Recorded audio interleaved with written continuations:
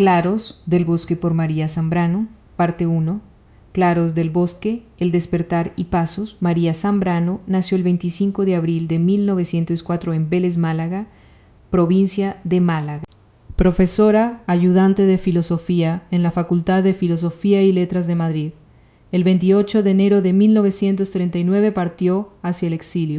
Residió en Cuba, profesora de la Universidad de La Habana, México, invitada por la Casa de España, después Colegio de México, como profesora de Filosofía de la Universidad de Morelia, y Puerto Rico, donde fue profesora en la Universidad de San Juan.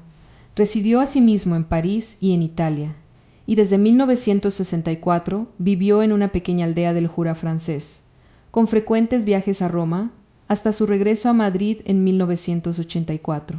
Su obra, una de las más altas del pensamiento español contemporáneo, galardonada con el Premio Príncipe de Asturias, comprende los libros siguientes: Horizonte del liberalismo, 1930, Pensamiento y poesía en la vida española, 1939, Filosofía, poesía, 1939, El pensamiento vivo de Séneca, 1944, La agonía de Europa, 1945, Hacia un saber sobre el alma, 1950, El hombre y lo divino, 1955, Persona y democracia, 1959, La España de Galdós, 1960, España, Sueño y verdad, 1965, El sueño.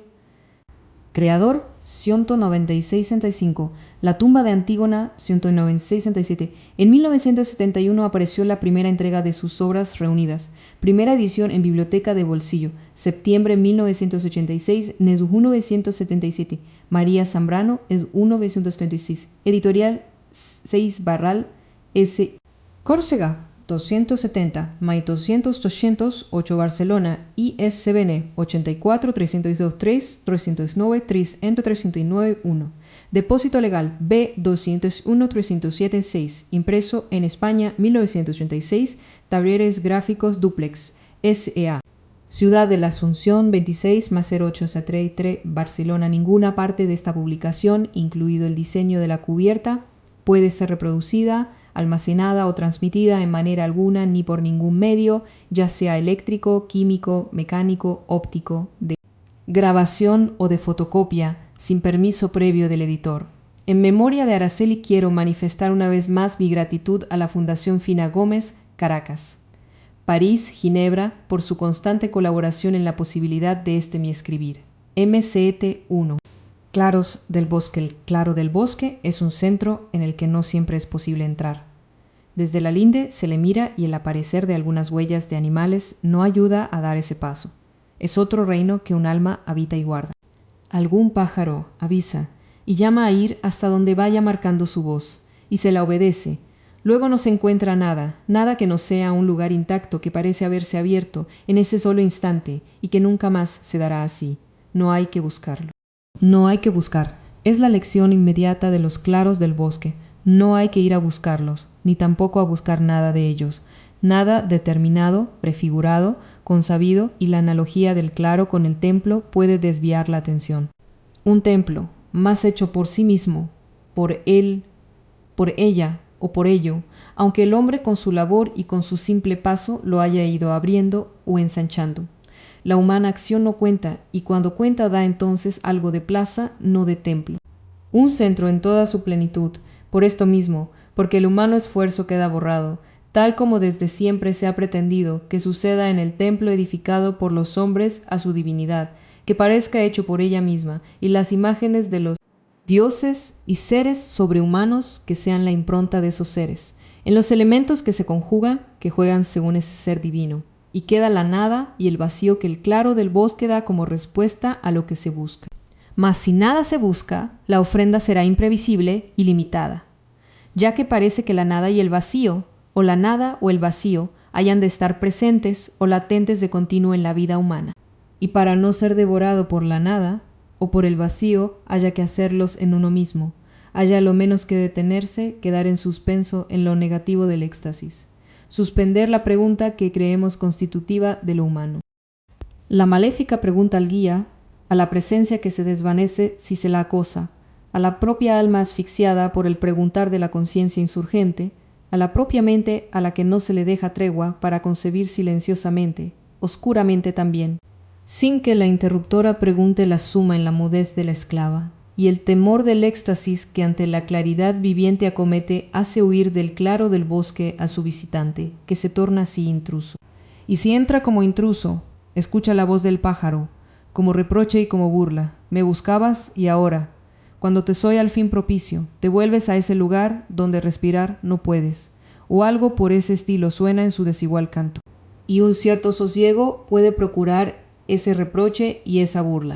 En la escena de las bodas, único momento en que Dante encuentra cara a Beatriz, la ve burlarse al modo de una dama sin más, con sus amigas, de la turbación que el enamorado sin par experimenta al verla de cerca y al poder servirla.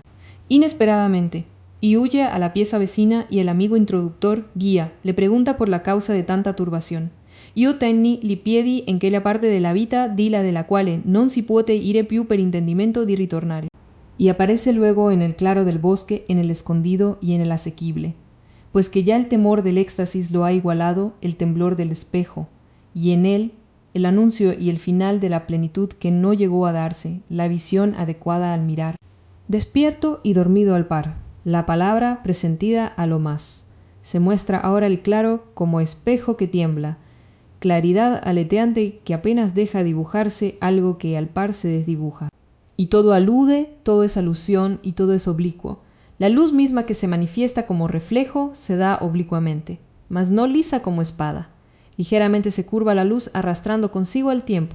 Y no se olvidará nunca que la curvatura de luz y tiempo no es castigo, o que no lo es solamente, sino testimonio y presencia fragmentada de la redondez del universo y de la vida, y que el temblor es irisación de la luz que no deja de descender y de curvarse en todo recoveco oscuro que se insinúa así, ya que directamente no puede sin violencia arrolladora permitirse entrar en nuestro último rincón de defensa, y los colores mismos nacen para hacernos la luz asequible. Y el iris resplandece antes que arriben los cielos, abajo entre lo oscuro y la espesura, creando así un imprevisible, claro propicio. Brillan los colores sosteniéndose hasta el último instante de un desvanecimiento en el juego del aire con la luz y del cielo que apenas perceptiblemente se mueve, un cielo discontinuo, el mismo, un claro también. Y los colores sombríos aparecen como privilegiados lugares de la luz, que en ellos se recoge, adentrándose para luego mostrarse junto con el fuego en la rama dorada que se tiende a la divinidad que ha huido o que no ha llegado todavía. Y así son breves los detenimientos del amigo del bosque. Un doble movimiento lo reclama sobreponiéndose, el de ir a ver y el de llegarse hasta el límite del lugar por donde la divinidad partió o la anunciaba. Y luego hay que seguir de claro en claro, de centro en centro, sin que ninguno de ellos pierda ni desdiga nada.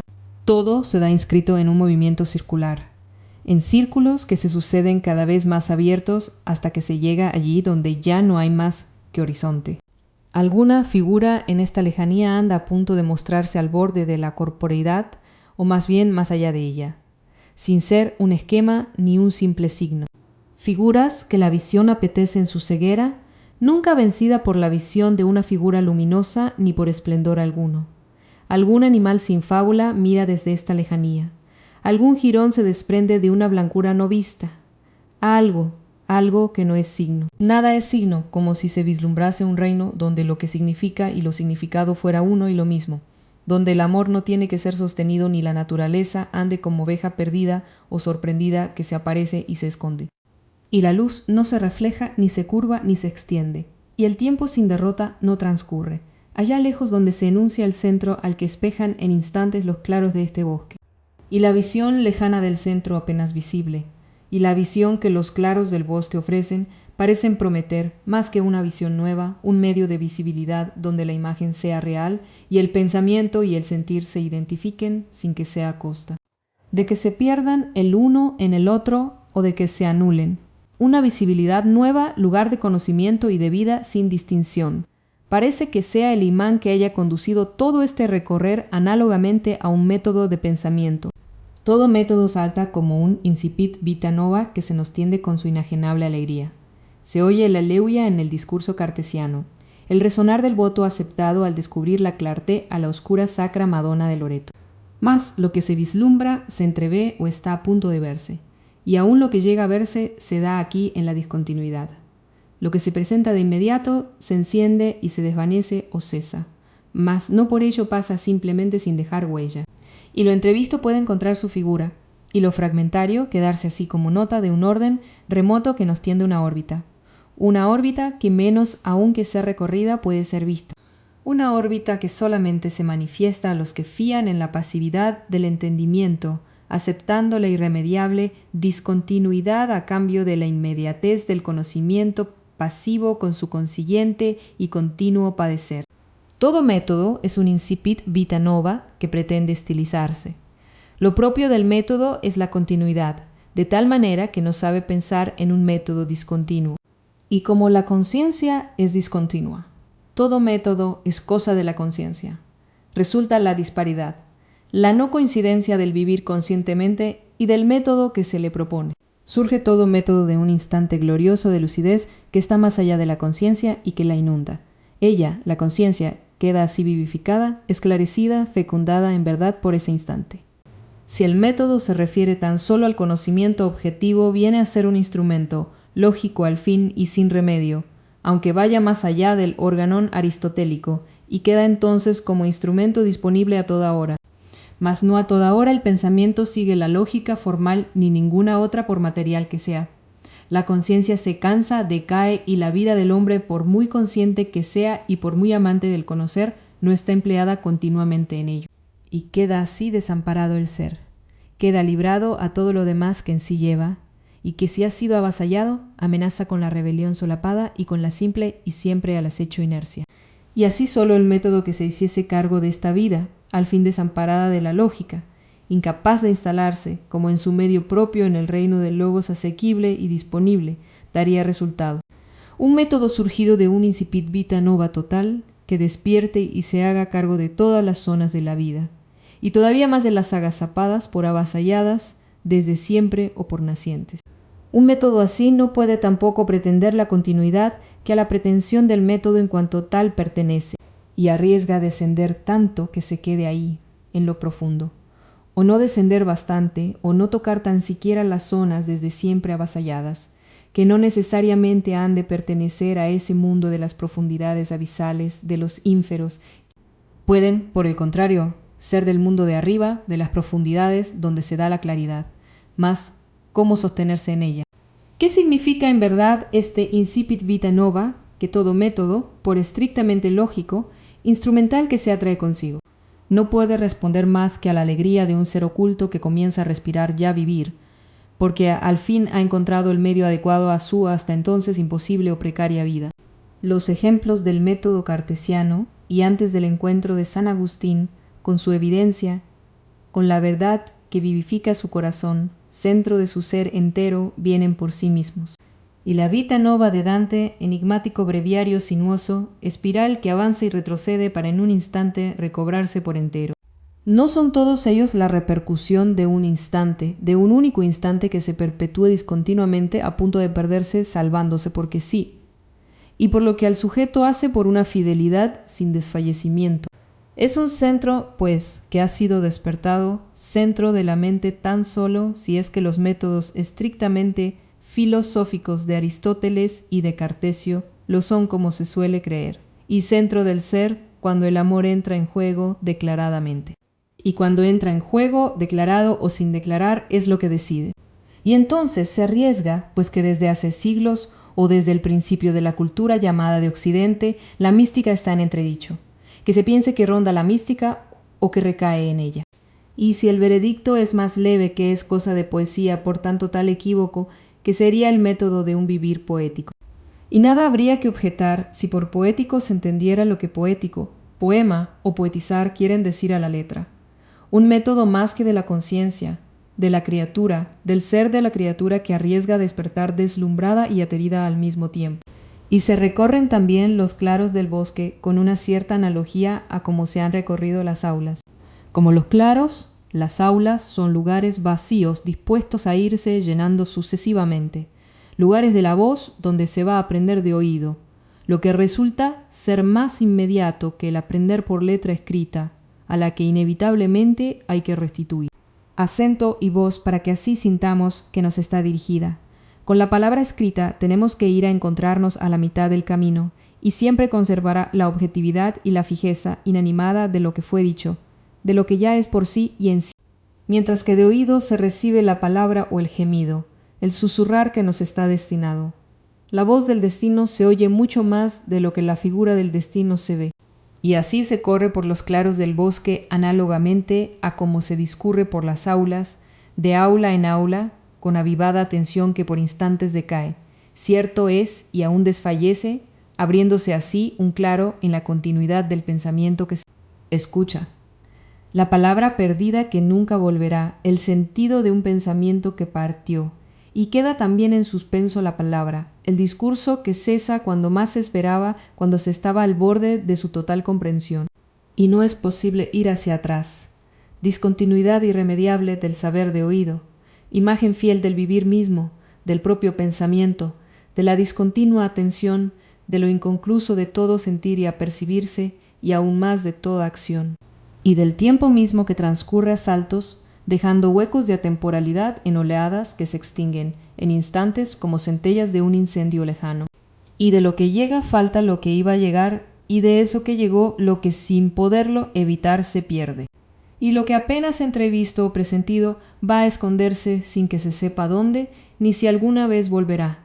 Ese surco apenas abierto en el aire, ese temblor de algunas hojas, la flecha inapercibida que deja, sin embargo, la huella de su verdad en herida que abre, la sombra del animal que huye, ciervo quizá también el herido, la llaga que de todo ello queda en el claro del bosque, y el silencio. Todo ello no conduce a la pregunta clásica que abre el filosofar, la pregunta por el ser de las cosas o por el ser a solas, sino que irremediablemente hace surgir desde el fondo de esa herida que se abre hacia adentro, hacia el ser mismo, no una pregunta, sino un clamor despertado por aquello invisible que pasa solo rozando. ¿A dónde te escondiste? A los claros del bosque no se va, como en verdad tampoco va a las aulas el buen estudiante, a preguntar.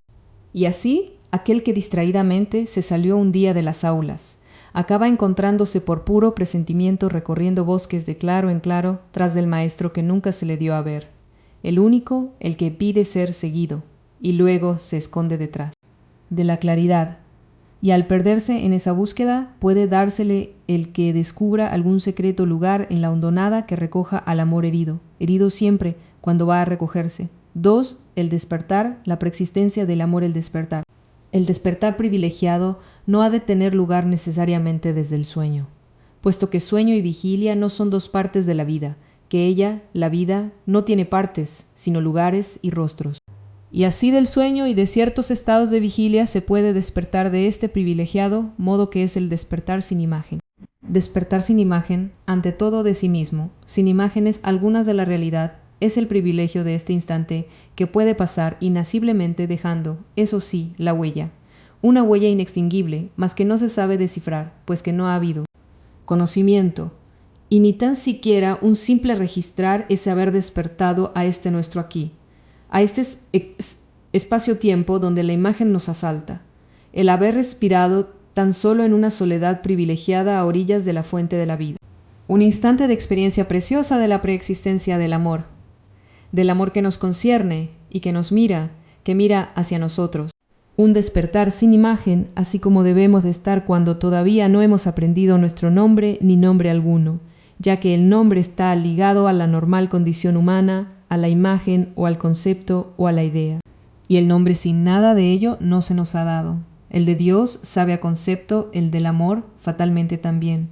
Y el amor del que aquí se trata no es un concepto, sino ya que imposible es al nombrarlo no dar un concepto, una concepción. Una concepción que nos atañe y que nos guarda, que nos vigila y que nos asiste desde antes, desde un principio. Y esto no se ve claro. Se desliza este sentir sin llegar a ascender a saber, y se queda en lo hondo, casi subterráneo, viniendo de la fuente misma, de la fuente de la vida que sigue regando oculta, de la escondida de la que no se quiere saber. Tiene su manida, aunque la noche se haya retirado en este instante del privilegiado despertar. El nacimiento y el existir se nace, se despierta. El despertar es la reiteración del nacer en el amor preexistente, baño de purificación cada despertar y transparencia de la sustancia recibida que así se va haciendo trascendente. Y la existencia surgida de la pretensión de ser por separado deslumbra y ofusca al individuo naciente, que sin ella sería como una aurora.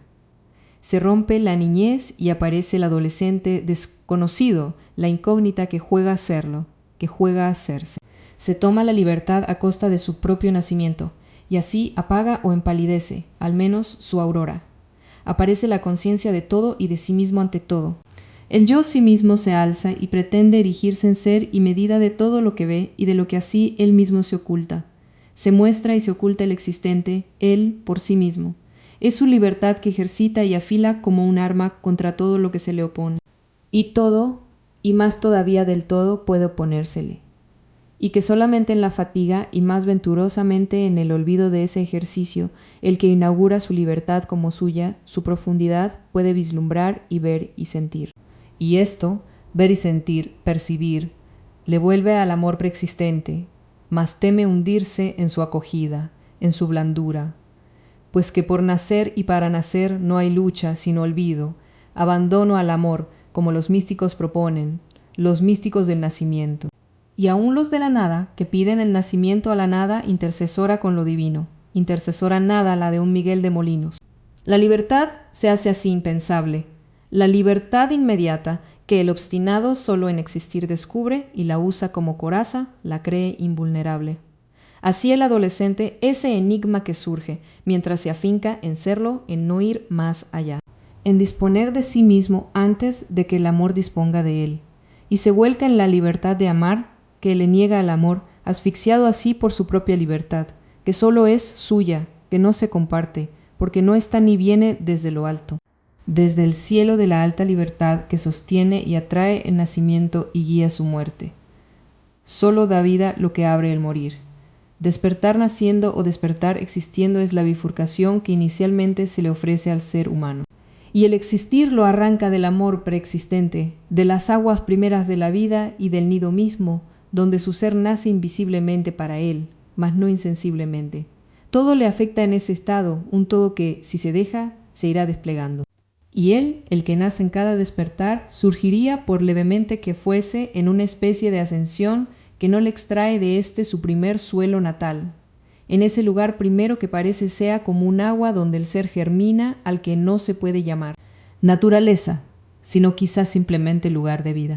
Mas el ímpetu del existir se precipita con la velocidad propia de lo que carece de sustancia, y aun de materia, de lo que es solo un movimiento que va en busca de ellas y arranca al ser que despierta de ese su alentar en la vida.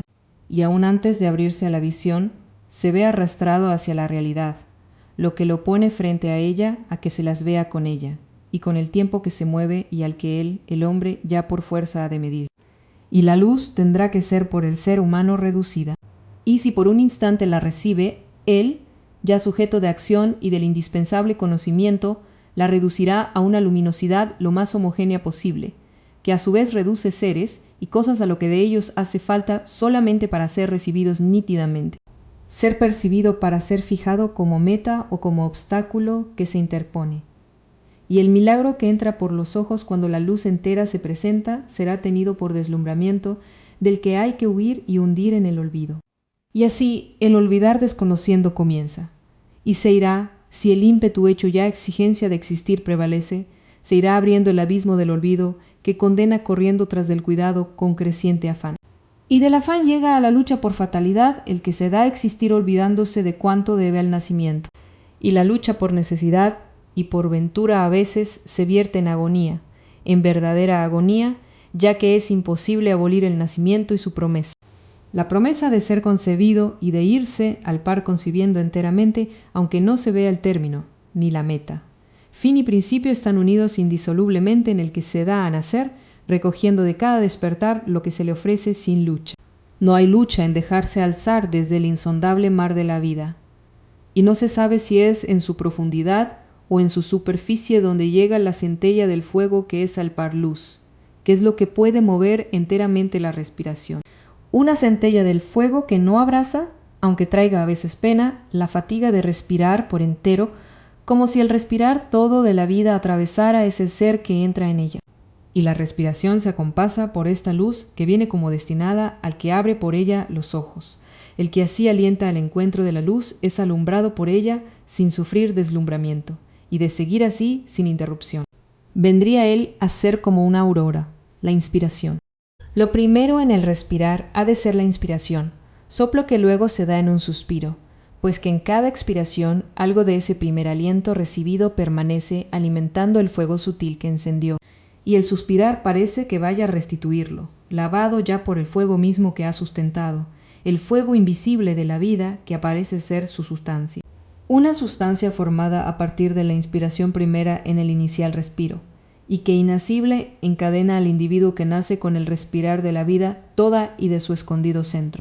Y a imagen e imitación de ese centro de la vida y del ser, el respirar se acompasa según su propio ritmo, dentro de los innumerables ritmos que forman la esfera del ser viviente.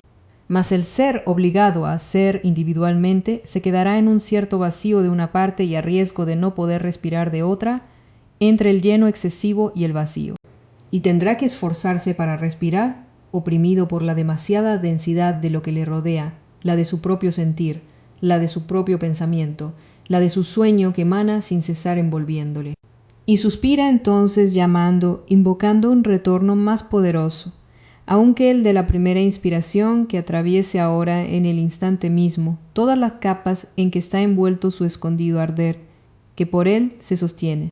Una nueva inspiración que lo sustente a él mismo y a todo lo que sobre él pesa y se sustenta. El despertar de la palabra indecisa, apenas articulada, se despierta la palabra. No parece que vaya a orientarse nunca en el espacio humano, que va tomando posesión del ser que despierta lenta o instantáneamente, pues que si el despertar se da en un instante, el espacio le acomete como si ahí le hubiese estado aguardando para definirle, para hacerle saber que es un ser humano sin más, mientras el fluir temporal, en retraso siempre, se queda apegado al ser que despierta envuelto en su tiempo, en un tiempo suyo que guarda todavía sin entregarlo, el tiempo en el que ha estado depositado confiadamente.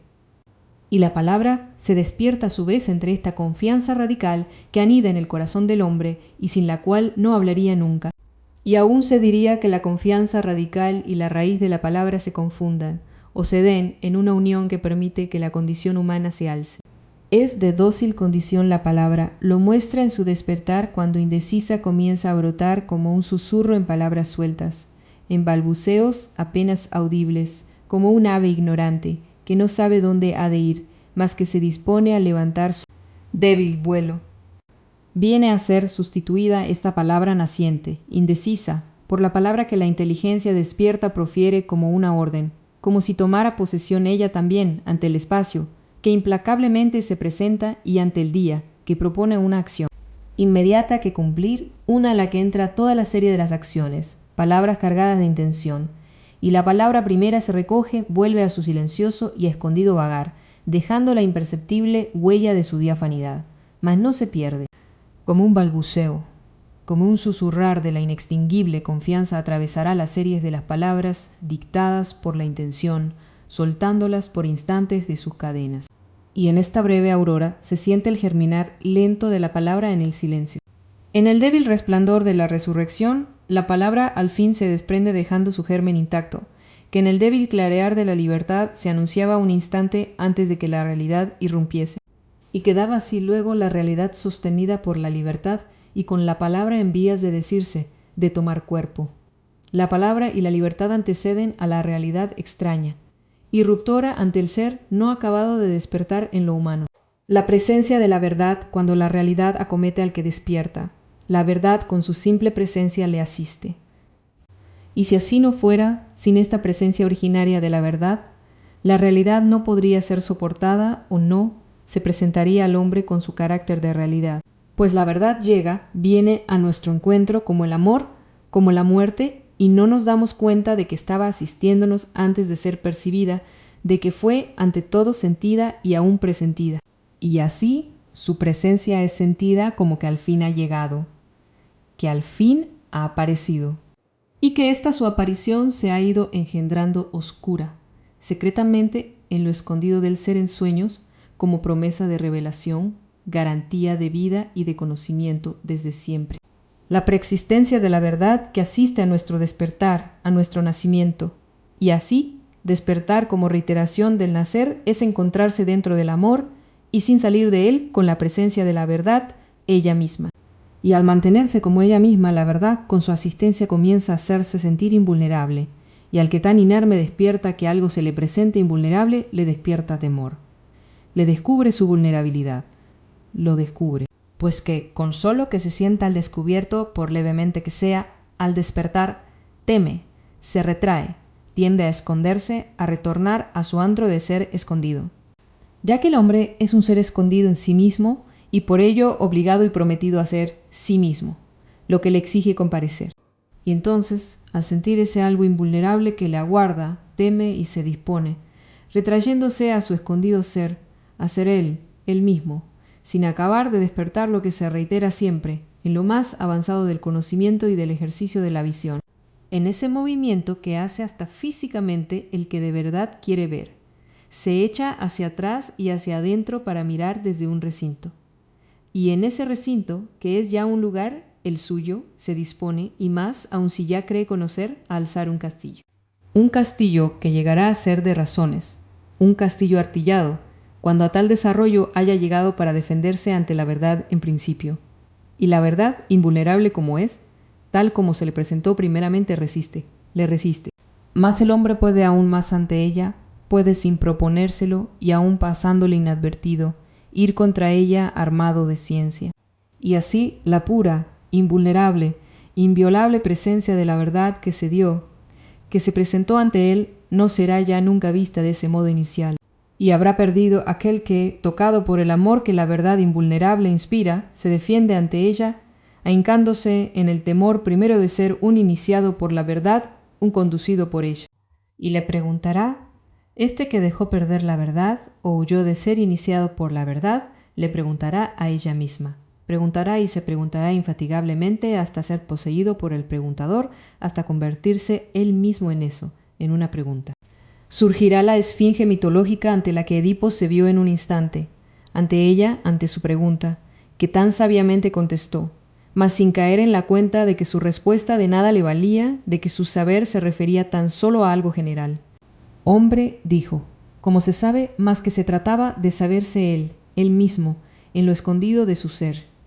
Y así siguió de escondido, hasta que sin valimiento alguno se vio al descubierto. Y apenas había nacido, apenas despertado. La verdad tan solo se da, sin temor y con temor a la vez, con temor siempre, al que se queda palpitante, inerme ante ella, toda ciencia trascendiendo.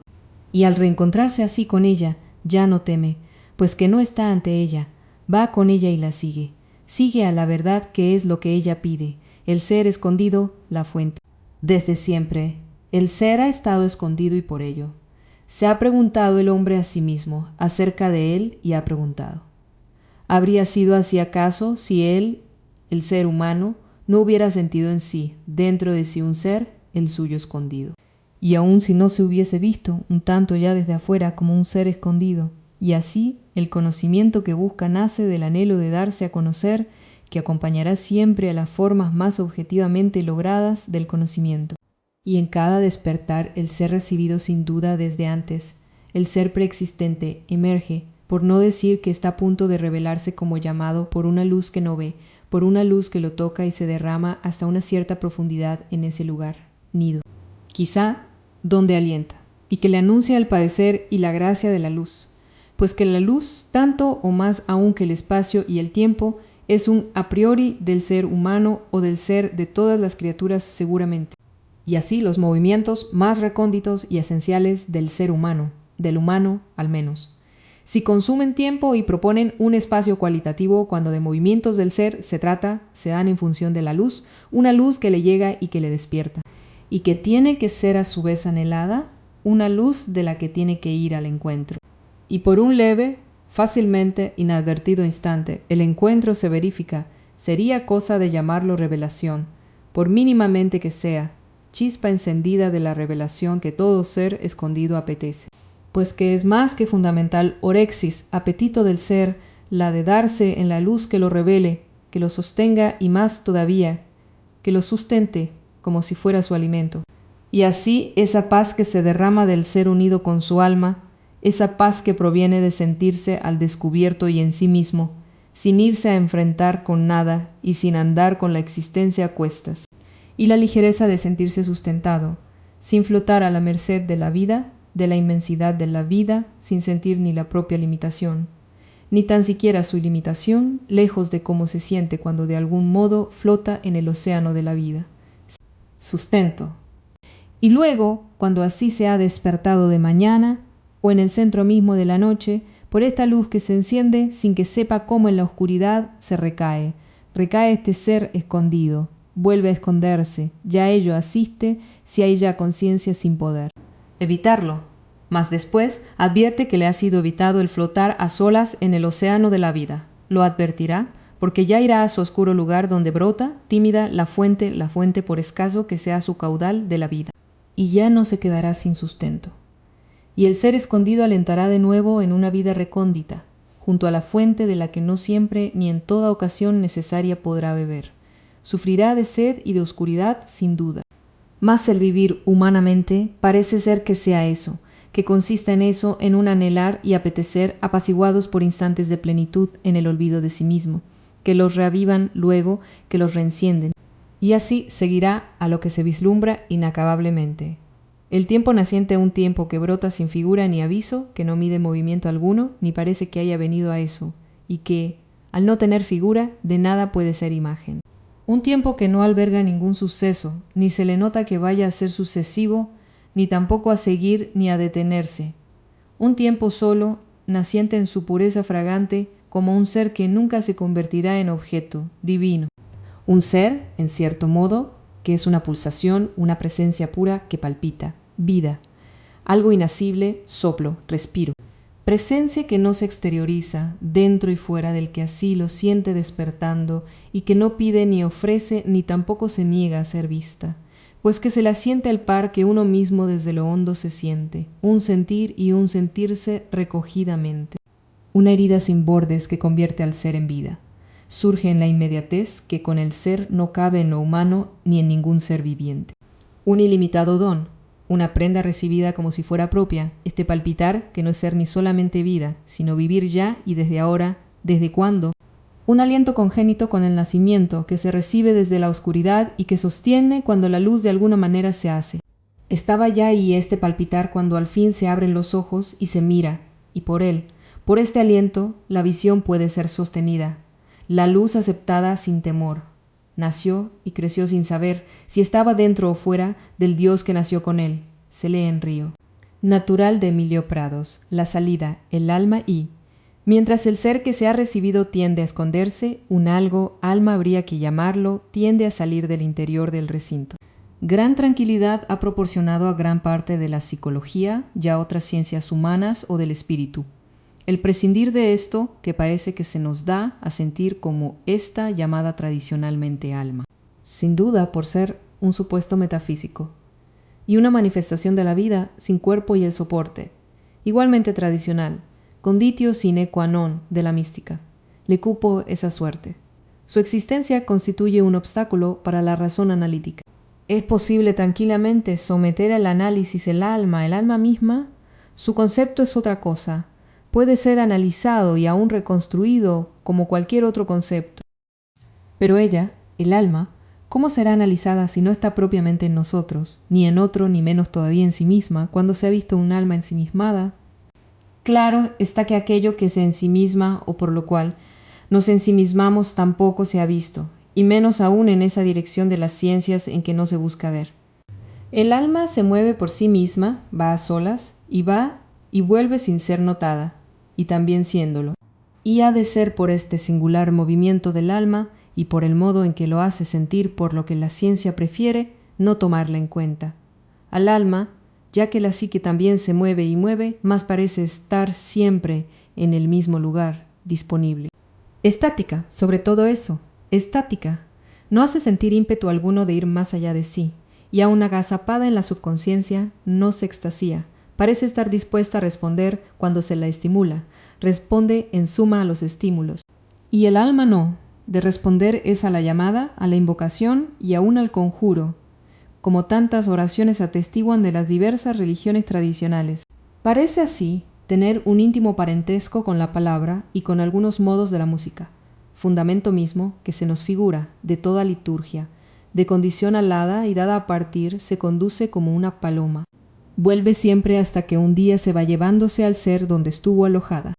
Y así se sigue ante este suceso a la espera de que vuelva o de que se haya posado en algún lugar de donde no tenga ya que partir, hecha al fin una con el ser que se llevó consigo, y que este irse haya sido para ella la vuelta definitiva al lugar de su origen hacia el que se andaba escapando tan tenazmente. Obstinada la paloma, ¿cómo se la podría convencer de nada? Parece saber algo que no comunica, que siendo tan afín, con las palabras nunca dice.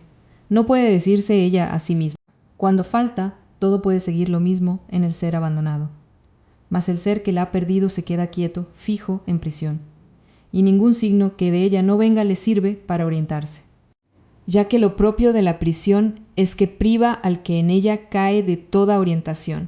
Cuando el prisionero encuentra un resquicio de luz, una voz, un simple punto, por donde orientarse, respira y espera, se mantiene en vigilia, en vez de caer en la atonía que produce la ausencia total de signos que orienten en el encierro, aunque de él no se haya de salir sino un día, un cierto día. El que despierta con ella, con esta su alma que no es propiedad suya antes de usar vista y oído, se despliega, al orientarse se abre sin salir de sí, deja la guarida del sueño y del no ser. Ser y vida unidamente se orientan hacia allí donde el alma les lleva. Renaz. Y así el que se despierta con su alma nada teme. Y cuando ella sale dejándole en abandono, conoce, si no se espanta, algo de la vocación extática del alma, ese vuelo al que ningún análisis científico puede dar alcance. El abrirse de la inteligencia en la diferencia entre la vida toda y la exigencia del existir que se da en el ser humano, se abre la inteligencia en él, en ese su ser. No es un producto de dos contrarios, no podría ser producto de ningún otro aspecto de la humana condición, ni menos aún una emanación de un órgano para ello facultado, que si lo hay es para servir a esa inteligencia que ha de hallar su modo de ejercitarse, ya que la inteligencia es acción, aunque sea pasiva. Aún considerada aristotélicamente, la inteligencia pasiva muestra una leve acción, la de dejarse imprimir en modo específico la aptitud para revelar, lo cual es sensibilidad, vida. Vida en su forma primera, un algo que está encerrado y abierto al par hacia afuera para fijarlo haciéndolo vivo. Lo propio de la acción de la sensibilidad es convertir en vida lo que le toca, en una vida disponible ya para una mayor revelación, para un desprendimiento incompleto, siempre como propio del existente, del que aparece falto de vida porque ha de ir hacia otra zona de la vida, de un tiempo que va colonizando, en el que se adentra exteriorizándose al par arriesgadamente, pues que el existente, remitiéndose a esta nueva dimensión de la inteligencia que entiende y establece punto de partida, fuera ya de su sensibilidad o sentir inicial, arriesga vaciarse de la vida primera, de su interior indescifrado e indescifrable, de lo que en español por fortuna puede ser nombrado entraña, de la entraña sacra siempre, que lentamente se resiste a la claridad, cuando sobre ella se vierte como sobre un objeto de afuera, como un objeto, porque la inteligencia misma corriendo de por sí establece el dintel. Un dintel que es separación dentro del mismo ser que se dispone a entender, especialmente cuando cree y encuentra obvio el hacerlo. Y entre él mismo todavía irrevelado y la claridad que le viene de afuera, surge esa disponibilidad, ese usar de su inteligencia, creyéndola ya suya, apropiándosela paradójicamente al establecer la objetividad sin sacrificio. Sin realizar el sacrificio, lejos del amor preexistente, alejándose de la vida recibida, del amor del que es depositario, el deslizarse de las imágenes, es múltiple la imagen siempre, aunque sea una sola. Un doble causa de alteración de aquel ante quien se presenta. Siempre llega, aunque se haya asistido a su formación, con ansias de enseñorearse, tal como si pidiese ella también existir como escapada de un reino donde solamente el ser y la vida caben. Mas la realidad, eso que se llama realidad, es casi de continua imagen. De sí misma, podría decirse enseguida, deslizándose sobre la aparente identidad de las hojas del fuego apagado, convertidas en río o en cascada cuando se las ve. Cuando se las ve en esa franja que ofrece la realidad, que no puede quedarse en ser nuda, escueta realidad, y pide como mendiga en ocasiones, como sierva siempre, aun cuando se imponga para completarse. Pues que la realidad que al ser humano se le ofrece no acaba de serlo. A medias real tan solo y a veces irreal por asombrosa, por sobrepasarse a sí misma, pide. Y se es requerido constantemente por la realidad que suplica ensoberbecida y al par sierva. Algo así como si le dieran la verdad que le falta, el ser que se quedó atrás.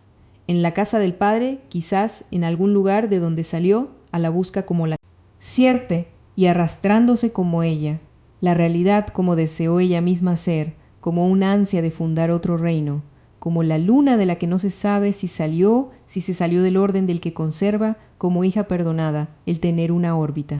Más aún así, con su órbita, no anda entera, se disminuye, se acrecienta, se presenta en una imagen de plenitud que no logra dar en verdad. Es sólo una imagen de plenitud, le falta la otra cara que en el sol no se echa de ver que falte. La luna no hace sentir lo esférico de su cuerpo, ni aun su cuerpo, espejo, y la realidad al pedir siempre anda así también. Es una realidad esta que se nos concede y al par nos acomete que anda suelta. Y su órbita más que su imagen es lo que de veras pide al hombre. 3 pasos métado hay que dormirse arriba en la luz. Hay que estar despierto abajo en la oscuridad intraterrestre, intracorporal de los diversos cuerpos que el hombre terrestre habita, el de la tierra, el del universo, el suyo propio. Allá en los profundos, en los ínferos el corazón vela, se desvela, se reenciende en sí mismo. Arriba, en la luz, el corazón se abandona, se entrega, se recoge, se aduerme al fin ya sin pena. En la luz que acoge donde no se padece violencia alguna, pues que se ha llegado allí, a esa luz, sin forzar ninguna puerta, y aún sin abrirla, sin haber atravesado dinteles de luz y de sombra, sin esfuerzo y sin protección. Las operaciones de la lógica los inferos, quoniam tu flagelas et salvas, deducis ad inferos et reducis, dice el libro de Tobías.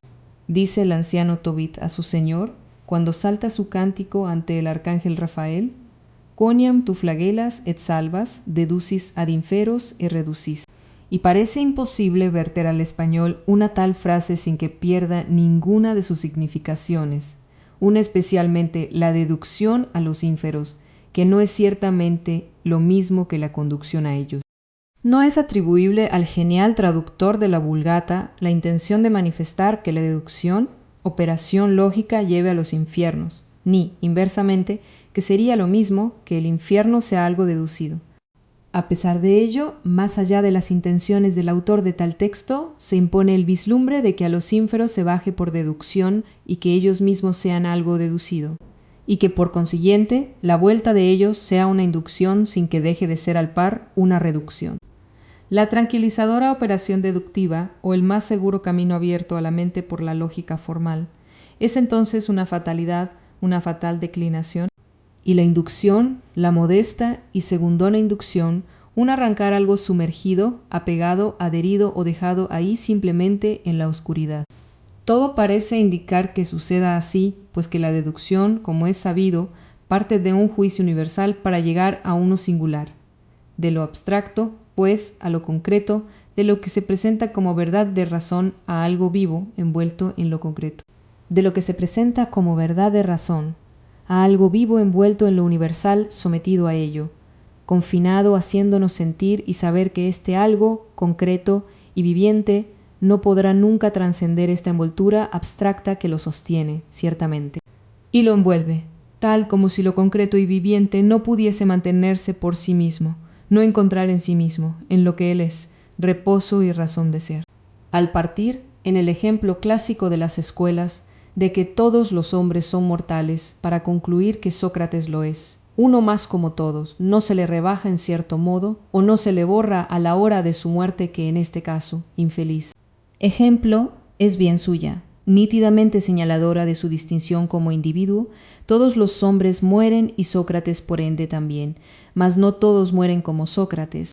Y entonces se dibuja una cierta incompatibilidad en el ánimo para aceptar tamaña verdad, obtenida de esta deductiva manera, y se insinúa en el ánimo del estudiante la necesidad de una reparación, de una operación de la mente que extraiga a Sócrates de la verdad común, de un tiempo pues que la reparación comienza siempre con un detenerse del ánimo y del pensamiento entregado a su morir, mínima ofrenda, y de con un percibir con los sentidos interiores antes de formularse juicio alguno que envuelva el latir de su muerte, la vida de su morir, la indicación de la flecha que nos envía a través de los históricos tiempos. Y si por acaso no se oculta algo en muerte tan declarada, hay que escuchar más finamente. Y entonces, solo entonces, tras de haber afinado los sentidos interiores, permitir al intelecto no que formule un juicio, sino que intente seguir las indicaciones de estos sentidos.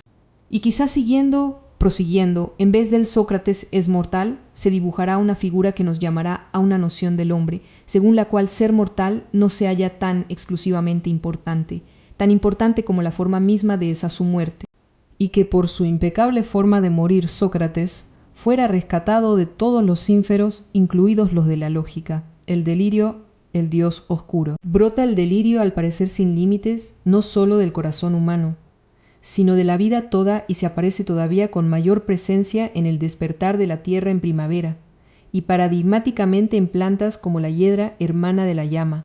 Sucesivas madres que Dionisos necesitó para su nacimiento, siempre incompleto, inacabable, y así nos muestra este Dios un padecer en do nacimiento mismo, un nacer padeciendo. La madre, Semele, no dio de sí para acabar de darlo a la luz nacido enteramente. Dios de incompleto nacimiento, del padecer y de la alegría, anuncia el delirio inacabable, la vida que muere para volver de nuevo. Es el Dios que nace y do Dios que vuelve. Embriaga, y no solo por el jugo de la vid, su símbolo sobre todos, sino ante todo por sí mismo.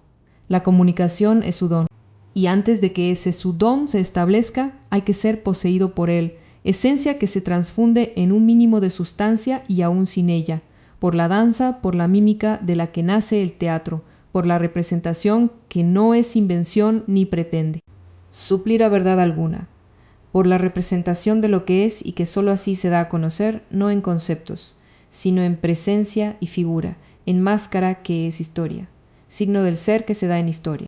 La pasión de la vida que irremediablemente se vierte y se sobrepasa en historia, y que se embebe solo en la muerte, el Dios que se derrama, que se vierte siempre, aun cuando los ditirambos se den palabras.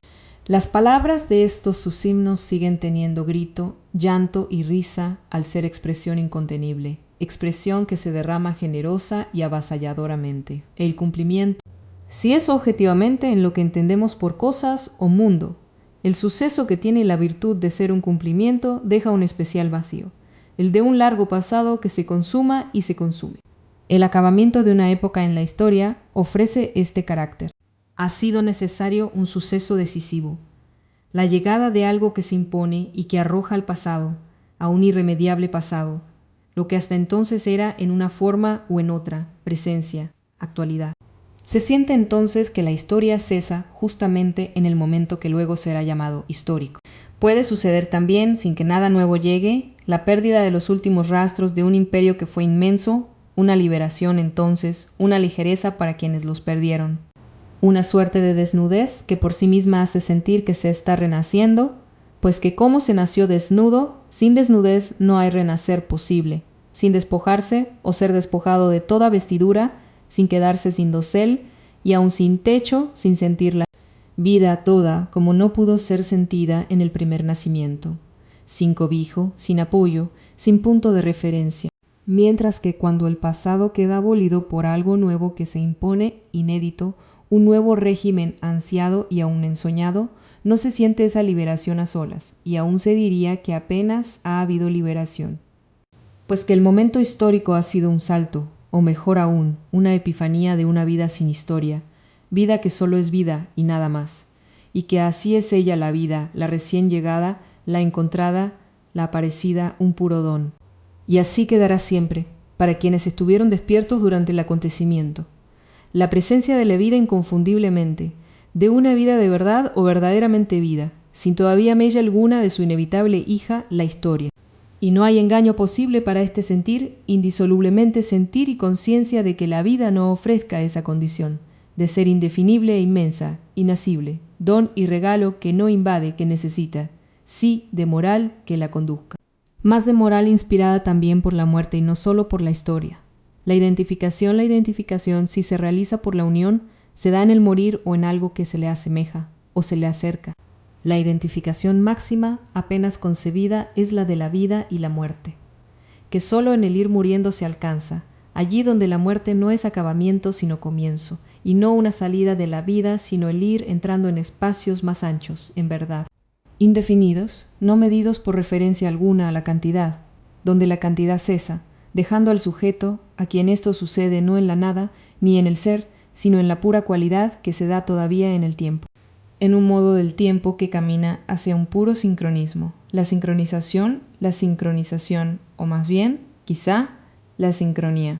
Sincronismo si se entiende que de lo que se trata es de una acción que se abre como la armonía, algo que se hace y que se está haciendo siempre, desde allá y desde acá a la vez. Cumplimiento milagrosamente matemático, incalculable como el de la armonía, manifestación de la armonía esta sincronización. Mas poco puede saberse de ella, apenas es sanada con que designamos a lo que condiciona lo incalculable, logos y número al par. Tiempo que une, hito o detención en la vía unitiva que se da sin casi ser buscada o sin serlo para nada y sin conciencia al no haber empeño. En ese estado en que ya no se espera, o mejor aún, cuando se ha dejado de esperar, llega sin ser notado el instante en que se cumple el sincronizar de la vida con el ser, de la vida propia en su aislamiento con la vida toda, del propio ser vacilante, y desprovisto con el ser simple y uno, y el tiempo no se suspende entonces, lejos de ello se manifiesta en su esplendor, podría decirse, y deja ver y da a sentir algo así como su fruto, el fruto del tiempo, don que a quien lo ha seguido sufriéndolo calladamente, se le otorga sobrepasando, trascendiendo lo que el tiempo al pasar se lleva, lo que su velocidad deja sin llegar a ser. Cumplimiento de los débiles y apenas formulados presagios, y como todo fruto del tiempo, una profecía del cumplimiento final, de la doble entrega del más allá y del ahora, el transcurrir del tiempo, la musicalidad. El tiempo pasa, y si es así es porque tiene sus pasos. Viene a pasos discontinuamente y por ello se hace sentir como si fuera alguien, un Dios tal vez con su ley, la que acalla y oculta y que revela en uno de sus pasos. El Dios del desierto que reaparece mudo y el escondido, el que late hasta hacerse patente, rey de la edad de oro, de la que pocos atisbos se nos dan ahora. Rey primordial, no abdica ni permite ser apresado, se ríe y sufre al par. Dios sufriente mediador. Se ríe de los que creen que Él está fuera del logos, mientras el verbo humano gracias al tiempo se despliega. Y los modos verbales no existen, acaso gracias a la separación, al discernimiento que regala el tiempo múltiple, diverso y aún divergente. Se ríe este extraño Dios de quienes lo creen uno, uniforme, y de quienes lo creen tan solo únicamente agente de división y de divergencia, de oposición consecuentemente. Se ríe como si de su risa y de su llanto oculto hubiera nacido un día Dionisos, el del teatro y el del sufrimiento, el de la vida entrelazada con la muerte, el Dios muriente que se da a ver bajo una máscara, porque no fue ni podía ser crucificado. Que el crucificado no tiene máscara, pura y entera revelación. Todo lo divino o tocado por ello, da de sí mismo, además de la ley que viene a establecer siempre múltiple y una o a renovar, salvándola al par que la vence. Dionisos dio de sí no la sangre sino, el vino que desata el delirio enclaustrado de la vida, del ansia anterior al amor de unión, unión que bajo él se cumple en la confusión ciertamente, hasta que surge la máscara regalada por Apolo, su hermano, el Dios de la forma y de la figura, de lo visible. Cronos no da delirio, ni tampoco sustancia alguna. Es un Dios, luego rey sin sustancia. Da de sí, sin embargo. Sin sustancia del transcurrir, donde parece darse enteramente, al menos ahora en este nuestro, ahora que también proviene de su incesante mediación. Es en el transcurrir del tiempo, más que en su simple pasar, más que en sus pasos, donde se muestra y hace sentir, donde Cronos da de sí. Y lo que da de sí se ofrece sin máscara en la música y antes que en ella, en la musicalidad, que es su lugar, como la espacialidad lo es de los cuerpos, y la visibilidad de las presencias y el alma de todo lo que alienta, y el pensamiento de todos los pensamientos, aun de los que se mustian al nacer. Que algo transcurre, que él, el tiempo mismo, transcurre recogiendo su paso, apareciendo de acuerdo con su ser que no es sustancia. Tal es lo que se da en este transcurrir puro, sin acontecimientos. un puro transcurrir en que el tiempo se libera de esa ocupación que sufre de hechos y sucesos que sobre él pasan. Y entonces da de sí dándose a oír y no a ver, dando a oír su música anterior a toda música compuesta de la que es inspiración y fundamento, y sólo el rumor del mar y el viento, si pasan mansamente, se le asemejan. Y más todavía ciertos modos del silencio, sin expectación y sin vacío. Pues qué ha de ser por la música que en el inimaginable corazón del tiempo viene a quedarse todo lo que ha pasado, todo lo que pasa sin poder acabar de pasar, lo que no tuvo sustancia alguna, mas sí un cierto ser o avidez de haberla, todo lo que se interpuso en el fluir temporal deteniéndolo, todo lo que no siguió el curso del tiempo con sus desiertos, donde tanto abismo se abre, lo que no se acordó con su invisible ser, que solamente se nos da a sentir y a oír, mas no a ver. El ver lo que el tiempo ha causado es ya un juicio. Lanto también esta música del transcurrir, como si el increíble corazón del tiempo hubiese recogido el llanto de todo lo que pasó y de lo que no llegó a darse, y el gemido de la posibilidad salvadora, y lo que fue negado a los que están bajo el tiempo. Parece ser el sentir del tiempo mismo el que se derrama musicalmente sobre el sentir de quien lo escucha padeciéndolo. Una música que viene a darse en el modo de la oración.